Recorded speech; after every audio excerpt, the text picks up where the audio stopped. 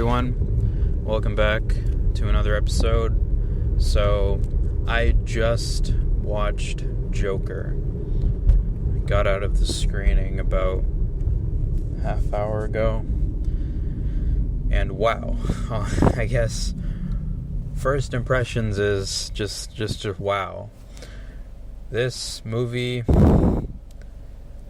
it shouldn't even be called like comic book movie because it's just first it's a really interesting, deep, character driven movie first.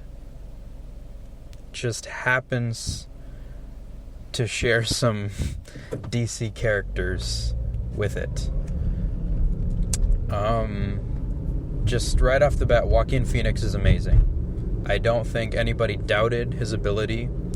Maybe a few Ledger fanboys doubt his ability, but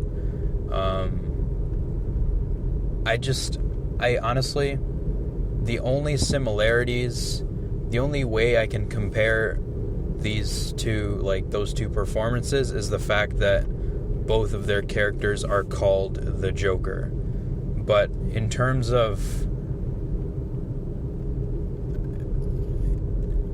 that's where the similarities, I guess, end, because I really don't think you can compare both of those performances fairly, because they're in two separate movies. In The Dark Knight, he was a supporting character. In this movie, he is the main character, and pretty much the one guy that you see on the entire, throughout the entire movie, he's pretty much the only person on screen. All the other characters maybe make up like 5 to 10 minutes, but it's very, very focused on Arthur Fleck, Joaquin Phoenix's character, and just honestly, it's incredible. It's very dark, very mature, very adult. Don't take any my younger brother, he's 13, and he really wanted to go see this movie. Now, there were a lot of things that I watched at his age that were extremely effed up, that I probably shouldn't have watched at that age, but I did so anyways because I thought I was mature.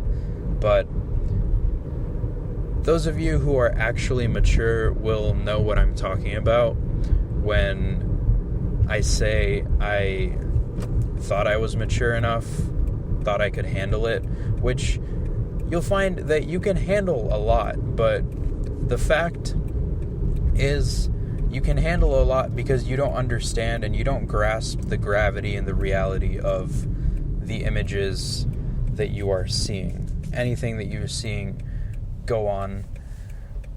happen on screen. Like I was just about his age when I watched 12 Years a Slave. Now, I haven't watched that movie since, and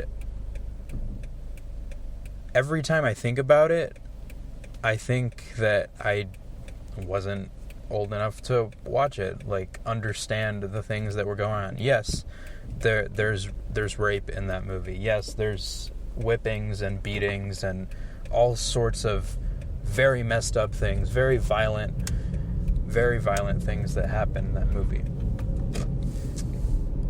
But that comes from, like, I guess, a historical standpoint, and it's teaching you something. So I only now, not now, but I guess a couple years ago, or when I really understood, really learned that, I guess, because learning is done internally, and it has to do with the self and your self-conscious and your subconscious and your conscious mind. So you can know something, like you can, let's take a very stupid example, but you can know that the mitochondria is the powerhouse of the cell, as they say. But to be able to fully grasp that and fully realize that, I mean, I would have to look at a cell and really understand all the things that go on in the cell and see how that mitochondria really fits in the part of that entire cell, right? And the same goes for a lot of things that you learn, because you don't understand how all these things, how they all fit together. And I guess that's what a lot of maturity does to you. Because you really don't, like, you can't tell if somebody's learning something. They can just say that they've learned it, or they can say that they know, but you won't know that they know. And, like, just the same way you won't know what it ever was like to feel pain before you ever felt pain. What it felt like to be burned, what it felt like to be stabbed, or, you know, anything of the like. You can describe it to somebody to the greatest amount of detail, but you can never express to someone truly what it feels like to be burned. And I think that's what this movie was going for, because it tries to explain to us and show us how messed up and how badly this man has been treated, and how terrible his life is, and all the people around him, his environment, and the society.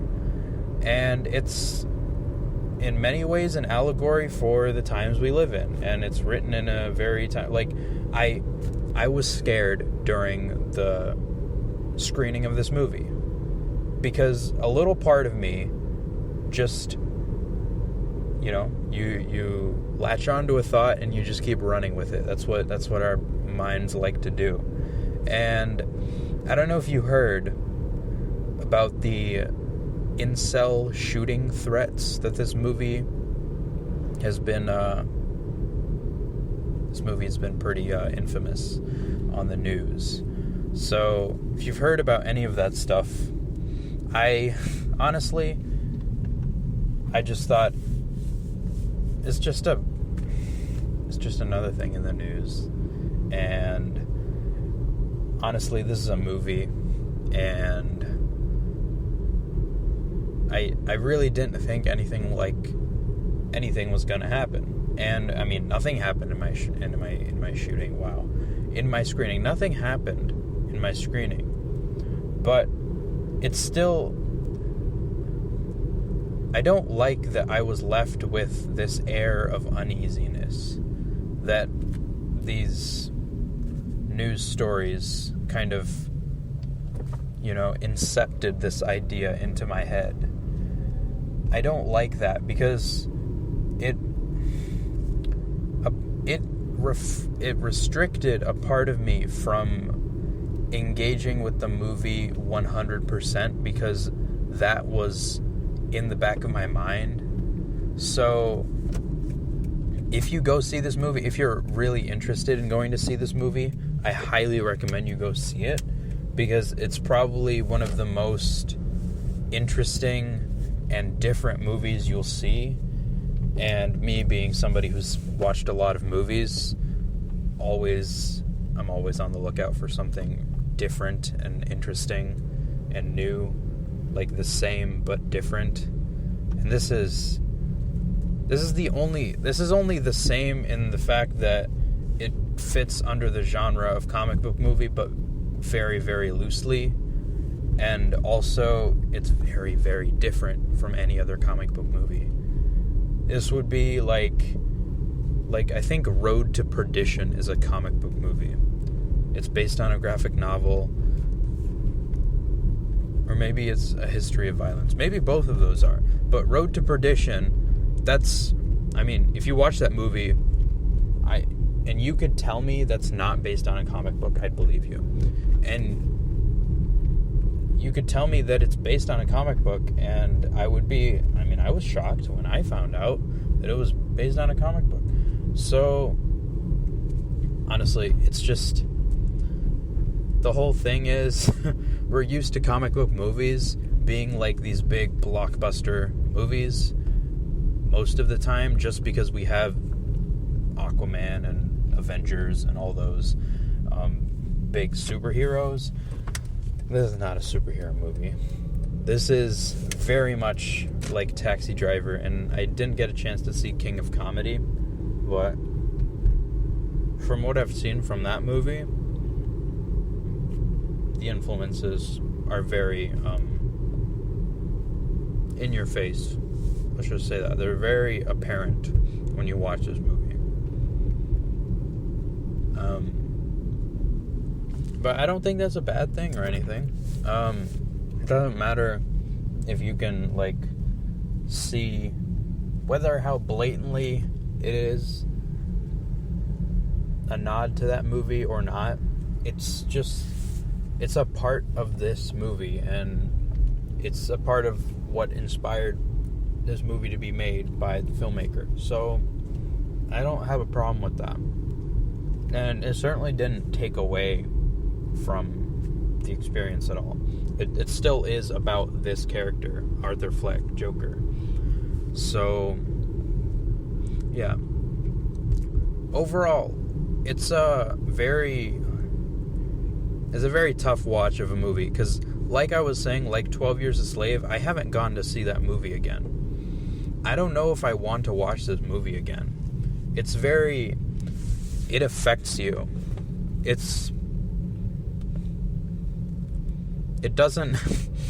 not one of those movies that you leave wanting to watch it again as soon as you leave, you know? It's something that you want to just let marinate, and you want to think about it. And, you know, maybe my thoughts about this movie will change as time goes on, because I still, like I said, I've been exposed to all of this, all of the ideas and everything in this movie, but I haven't had time to let it marinate, let it grow, and for me to fully take in everything that this movie is saying. So, you know, we'll give it time. And I think because of all the things I just said, you should go watch Joker. Because this is a movie that will be talked about. It definitely will be talked about. At least I hope so. It's already been talked about by so many people who probably haven't even seen the movie. I know there's like a whole bunch of people that were against this movie because it would incite a mass incel riot shooting, kind of like the ones depicted in the movie about, the whole thing is kind of bizarre to me. Like, if you haven't seen this movie and you don't understand why these riots and these things might happen in the movie, then you have no basis for your argument for saying something like that will happen in the real world. If you don't understand why it happens in a work of fiction, then what? And also, it's a work of fiction as opposed to real life. So you get into the whole thing, and it's also like, what about video games? You know, people were all about like, hey, Call of Duty is making our kids more violent. No, not really. One, it's so much more fun to shoot people in a game as opposed to in real life. There's a lot more work and mess and everything you got to deal with as opposed to a video game. I don't know. It's people are weird. People are crazy.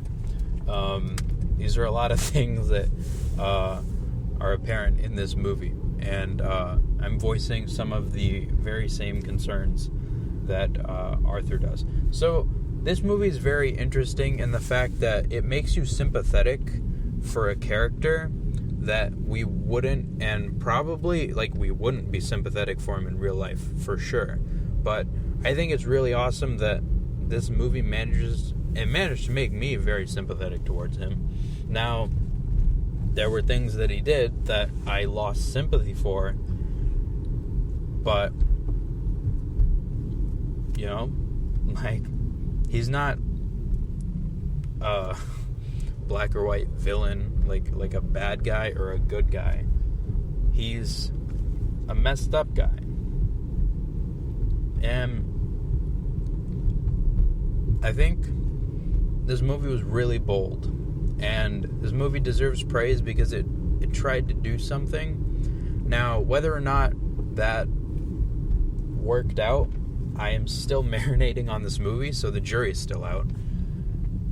I really think that taking a character that nobody understands or was written in a way or supposed to be something that nobody's supposed to understand and trying to understand him and show him and depict him in a way that we can all understand why he might be the way he is or why he might start to do the things that he did, do the things that he does.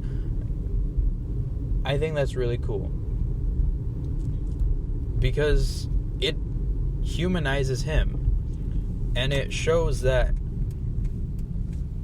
he is just another person who, I've been treated badly in my life, and I'm sure you have, so you can relate, and I can relate. Now, to the same extent as him, maybe more, maybe less. You don't know. But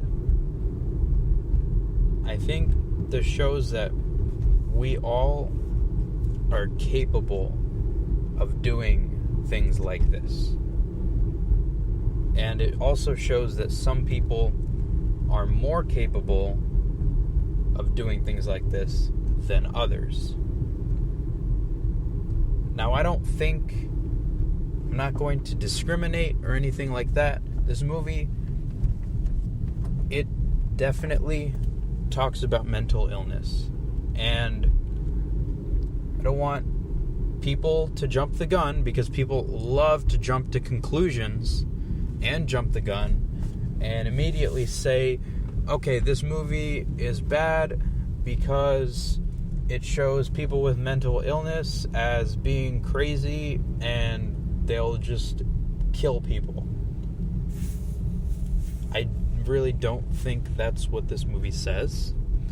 And if you think that, you should just take a couple deep breaths, take a step back, watch this movie, try to understand this movie, or maybe read up about what the director was trying to do when he set out to do this movie and what Joaquin Phoenix did when he was discovering his character for this movie and what kind of a person he wanted this character of Arthur Fleck to be. So once you do all that, if you still arrive at the same conclusion, there's no helping you, my friend. That's what happens when an unstoppable force meets an immovable object. I don't know, I'm misquoting The Dark Knight here. But to bring it back, I like Heath Ledger's Joker as a villain, but I find Arthur Fleck's Joker to be a much more interesting character. And this movie was a win. I know some people have said they want to see more of these types of movies, but I don't know how you can do a deep character study kind of movie on a comic book character like this. The Joker, it's somebody that could lend himself to a realistic depiction quite well. So I understand that. But I don't know about other characters. I don't know about other comic book characters. So, if you're at all interested in going to see Joker, I highly recommend you go see it. It's definitely worth your time. It definitely has violent scenes in it. Now, the thing about the violence in this movie is, like, you've definitely seen movies that are more violent than this movie. Like, any Tarantino movie is more violent than this. A lot of movies are more violent than this, but the truth is, this movie is so realistic in its depiction of violence that it affects you. And 2 people walked out during my screening of the movie. So I guess keep that in mind if you're going with someone, or if you yourself are somebody who's a little squeamish, yeah, keep that in mind. It's still a good movie. I think it's worth that you stay to see it, but also it could also just be not your kind of movie, and that's perfectly fine. I definitely recommend going to see it. I want to talk to Talal about this movie on the podcast again tomorrow. Just have, I guess, a bigger discussion on it and some other topics. But if you guys want to hear more about this, if you want to hear more about this, definitely check out. I will make another episode tomorrow with our conversation. But until then, Joker is great. You should go see it. Pretty much it. Have a great day.